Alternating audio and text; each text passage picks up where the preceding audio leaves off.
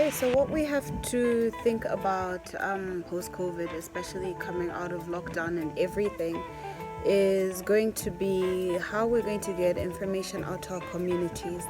That is, especially if we've been, doing some work with communities that need access. Now we have to look at new models, as in online training, digital training, having a look at how to use resources such as WhatsApp, which are easily available.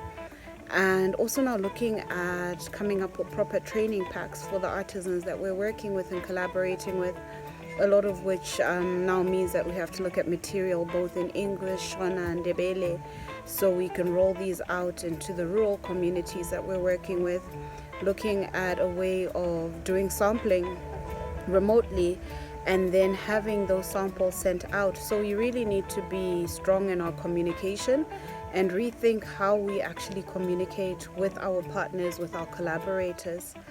What I would also like to encourage the design community to do is to start telling our stories digitally. We have to tell our stories online.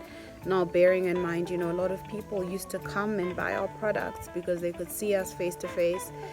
They bought into who we were. So now we have to look at how we're going to remold this so we can tell our stories remotely. We have to look at online stores in terms of selling. The age of face-to-face markets is something that is now gone. So we have to really catch up as an industry. We have to catch up as a design community, bypass a couple of steps and now literally go online. But with online comes storytelling, comes, those powerful images, the powerful stories behind the pieces. I would also like to encourage us all to now start looking at how we can re-strategize, especially now that we have to talk to people on a digital platform, what our messaging is going to be, what we are trying to put across in terms of the pieces that we are putting out there. And we also just now need to look at virtual training. I touched on this before, but virtual training definitely is a must.